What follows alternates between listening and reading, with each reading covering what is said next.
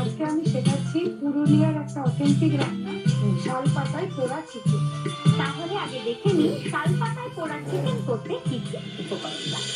শালপাতায় পোড়া chicken, chicken, লেবুর রস, নুন, আদা রসুন বাটা, কাশ্মীরি লঙ্কার গুঁড়ো, হলুদ গুঁড়ো, জিরের গুঁড়ো, ধনের গুঁড়ো, গোলমরিচের গুঁড়ো, কাঁচা লঙ্কা কুচি, সর্ষের তেল।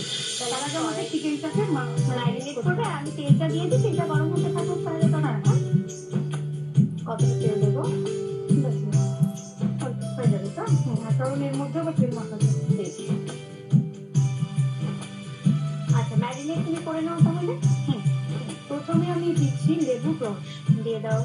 এখানে একটা গোটা পাতি লেবুর রস এর মধ্যে দেওয়া হবে। বাড়িতে কে কে আছে গো দিদি?